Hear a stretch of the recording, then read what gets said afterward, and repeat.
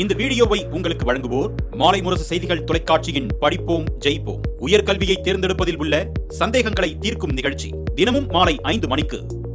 வணக்கம். மாலை முரசு செய்திகளை விரிவாக பார்ப்பதற்கு முன் தலைப்புச் செய்திகளை பார்க்கலாம்.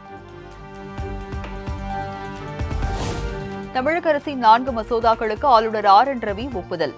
பட்ஜெட் கூட்டத்தொடரில் 18 மசோதாக்கள் நிறைவேற்றப்பட்ட நிலையில் 4 மசோதாக்களுக்கு மட்டும் ஒப்புதல்.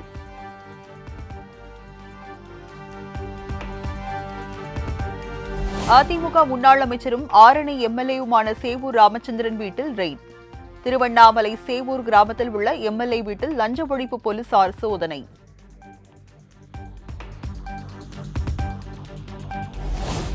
உசிலம்பட்டி அதிமுக முன்னாள் MLA நீதிபதி வீட்டில் லஞ்ச ஒழிப்பு போலீசார் சோதனை. 2016-2021 காலகட்டத்தில் வருமானத்திற்கு அதிகமாக சொத்து சேர்த்ததாக வழக்கில் திடீர் ரெய்ட்.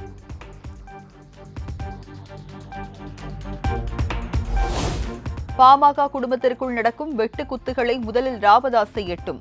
50 தொகுதிகளில் படுத்துக்கொண்டே ஜெயிக்க நிர்வாகிகளுக்கு சொல்லிக் கொடுத்ததாக ராமதாஸ் கூறியதற்கு அமைச்சர் சேகர் பாபு விமர்சனம். எல்லோரும் அரசியல் ரீதியாக சொல்லுகின்ற சொல்லுதான் படுத்துக்கொண்டே ஜெயிப்பேன் என்று. முதலில் அவருடைய பிரச்சனைகளை தீர்த்துவிட்டு அதன் பிறகு வெற்றி தோல்வியை பற்றி நிர்ணயிக்க வேண்டும். வெற்றி தோல்வியை பற்றி கருத்து சொல்ல வேண்டும். அவர்களுக்குள்ளேயே குடும்பத்துக்குள்ளேயே குத்துவெட்டு நடந்து கொண்டிருக்கின்றது. இவர்கள் எப்படி 50 தொகுதி படுத்துக்கொண்டே ஜெயிக்க முடியும்? அப்படி என்றால் பார்த்து கொள்ளுங்கள். மக்களின் மீது நாட்டமில்லாதவர்கள், மக்களை பற்றி கவலைப்படாதவர்கள் தான் இப்படி சொல்லுவார்கள். மக்களை நாடி செல்பவர் தான் உண்மையான மக்கள் பிரதிநிதியாக இருக்க முடியும், மக்களுடைய சேவராக இருக்க முடியும்.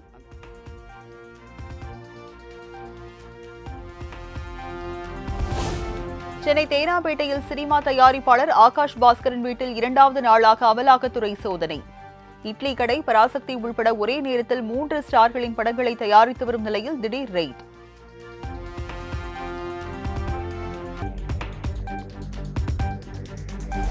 வேலூர் மாவட்டம் பேரணாம்பட்டு அருகே பெண்ணை பாலியல் வன்கொடுமை செய்து தங்க நகைகள் கொள்ளை.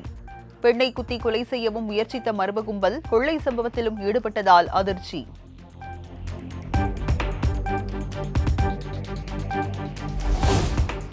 காஞ்சிபுரம் வரதராஜ பெருமாள் கோவிலில் கோலாகலமாக நடைபெற்று வரும் தேரோட்டம். கோவிந்தா கோவிந்தா என முழக்கம் எழுப்பி வடம் பிடித்து தேரை இழுத்து வரும் பக்தர்கள்.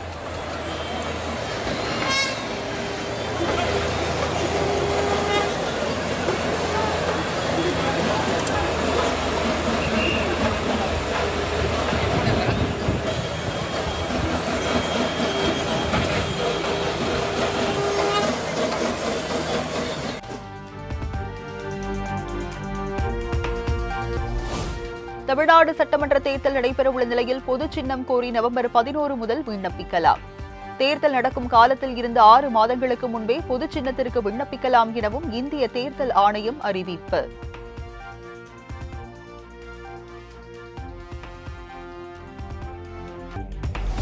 அதிமுக மாவட்ட செயலாளர்கள் கூட்டம் வருகிற 29, 30 ஆகிய தேதிகளில் நடைபெறும் என அறிவிப்பு. கட்சி வளர்ச்சி பணிகள் தொடர்பாக ஆலோசனை நடத்தவுள்ளதாக பொதுச் செயலாளர் எடப்பாடி பழனிசாமி அறிவிப்பு.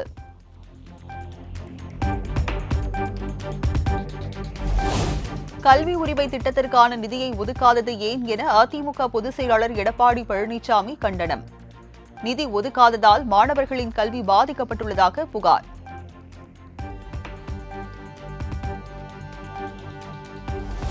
பத்து மற்றும் 11ஆம் வகுப்பு மாணவர்கள் தாங்கள் பயின்ற பள்ளிகள் மூலமாக வரும் 19ஆம் தேதி முதல் தற்காலிக மதிப்பெண் சான்றிதழை பெறலாம்.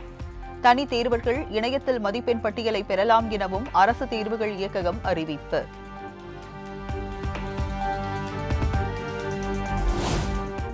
பொறியியல் சேர்க்கைக்கான விண்ணப்ப பதிவு தொடங்கப்பட்ட 10 நாட்களில் 1,69,000 பேர் பதிவு. பொறியியல் படிப்பில் சேர மாணவர்கள் அதிக ஆர்வம் காட்டி வருவதாக அமைச்சர் கோவி செழியன் தகவல்.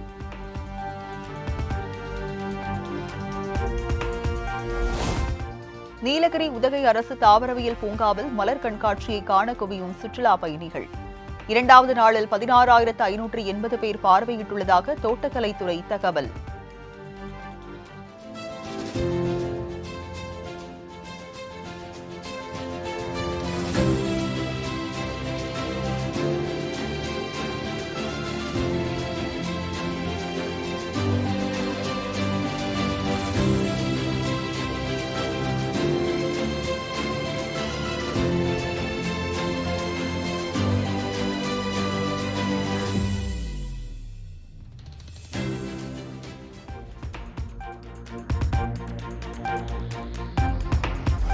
கடலூர் சாய தொழிற்சாலை உற்பத்தியை தற்காலிகமாக நிறுத்த வேண்டும். முறையான பாதுகாப்பு அம்சங்களை செய்யவும் தொழிற்சாலைக்கு நோட்டீஸ்.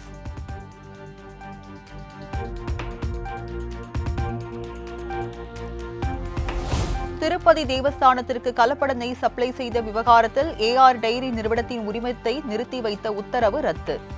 அனைத்து பால் பொருட்கள் உற்பத்திக்கான உரிமத்தை நிறுத்தி வைத்ததால் பெரும் பாதிப்பு ஏற்பட்டதாக முறையிட்ட மனு மீது உயர்நீதிமன்ற மதுரை கிளை உத்தரவு.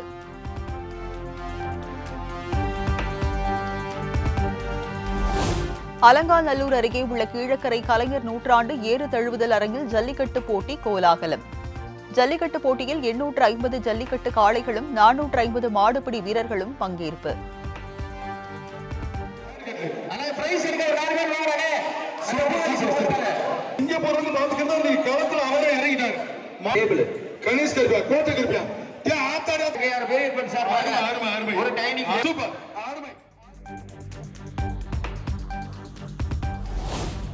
தேனி கும்பக்கரை அருவியில் சுற்றுலா பயணிகள் இன்று ஒரு நாள் மட்டும் குளிக்க தடை.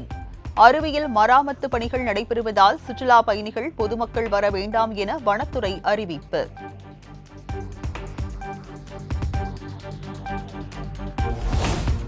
பஹல்காம் தாக்குதலுக்கான பதிலடியின் போது தீவிரவாதிகளின் கூடாரங்களை மட்டுமே நாங்கள் குறிவைத்து தாக்குவோம், ராணுவத்தை அல்ல.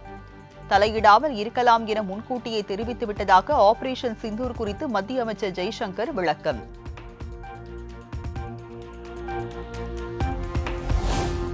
குஜராத்தின் கட்ச் பகுதியில் உள்ள நிலநடுக்க நினைவு அருங்காட்சியகத்திற்கு சென்ற மத்திய அமைச்சர் ராஜ்நாத் சிங் நிலநடுக்கத்தின் போதான தத்ரூப நிலையை உணர்ந்து திகைப்பு.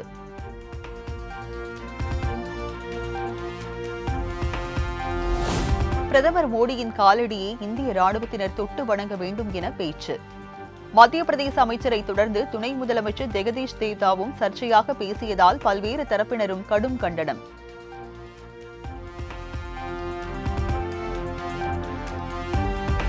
டெல்லி ஊழல் மற்றும் முறைகேடு விவகாரத்தில் மாநில மருத்துவ கவுன்சில் தற்காலிகமாக கலைப்பு. சிறப்பு குழு அமைக்கப்பட்டுள்ளதால் விசாரணை முடிவுக்கு வரும் வரை கவுன்சிலை தற்காலிகமாக கலைத்து சுகாதாரத்துறை நடவடிக்கை.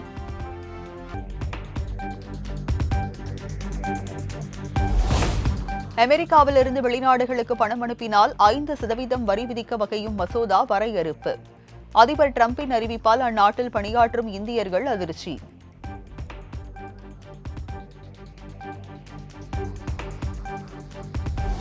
மூன்று ஆண்டுகளுக்கு பிறகு முதல் அமைதி பேச்சுவார்த்தைக்காக நேருக்கு நேர் சந்தித்த ரஷ்யா உக்ரைன் பிரதிநிதிகள். உக்ரைனுக்கு ராணுவ ஆதரவை வலுப்படுத்த வேண்டும் என அதிபர் ஜெலன்ஸ்கி வலியுறுத்தல்.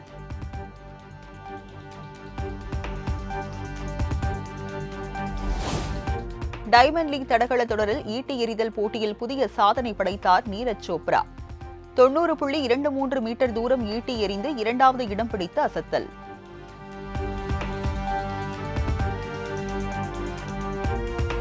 தோஹா டைமண்ட் லீக் தொடரில் 90 மீட்டர் தூரம் ஈட்டி எறிந்து சாதனை படைத்த நீரஜ் சோப்ராவுக்கு பிரதமர் மோடி வாழ்த்து. நீரஜ் சோப்ராவின் அயராத அர்ப்பணிப்பு, ஆர்வத்தின் வெளிப்பாடுக்கு கிடைத்த வெற்றி இது என புகழாரம்.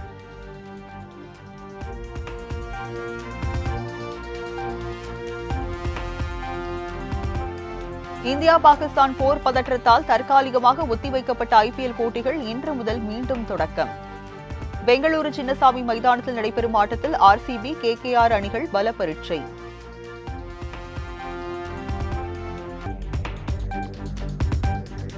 மும்பை வான்கடை மைதானத்தில் இந்திய அணி கேப்டன் ரோஹித் சர்மா பெயரில் ஸ்டாண்ட் திறப்பு.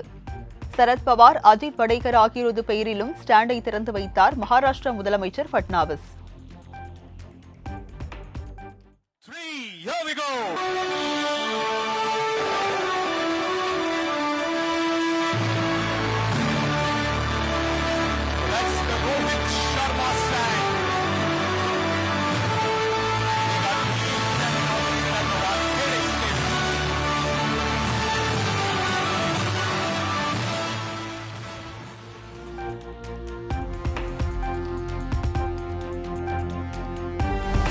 இங்கிலாந்துக்கு சுற்றுப்பயணம் மேற்கொண்டு ஃபர்ஸ்ட் கிளாஸ் கிரிக்கெட் விளையாடும் அபிமன்யு ஈஸ்வரன் தலைமையிலான இந்திய ஏ அணி அறிவித்தது.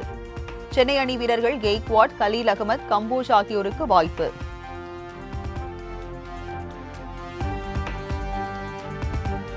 பெங்களூரு சின்னசாமி மைதானத்தை சுற்றியுள்ள கடைகளில் களை கட்டிய விராட் கோலியின் டெஸ்ட் போட்டி ஜெர்சி.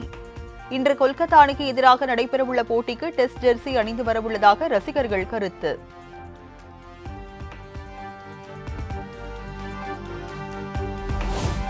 பெங்களூரு சின்னசாமி மைதானத்தில் மழை பெய்த போது அங்கேயே குளித்து ஜாலியாக விளையாடிய RCB வீரர் டிம் டேவிட்.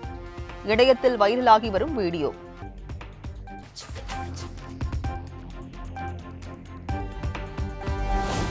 லக்னோ அணியின் உரிமையாளர் சஞ்சீவ் கோயங்கா திருப்பதியில் சுவாமி தரிசனம். 5 கோடி ரூபாய் மதிப்புள்ள தங்க ஆபரணங்களை காணிக்கையாக செலுத்தினார்.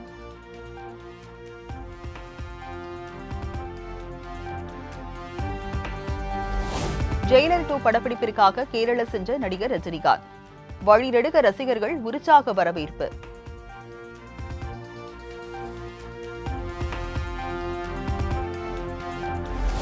கடந்த 2024 ஆகஸ்ட் மாதத்தில் இருந்து தற்போது வரை கார் பந்தயத்திற்காக 42 கிலோ எடை குறைத்துள்ளேன். எனது அடுத்த படம் நவம்பர் 2025 தொடங்க உள்ளது. 2026 ஏப்ரல் அல்லது மே மாதத்தில் வெளியாகும் என நடிகர் அஜித் குமார் தகவல்.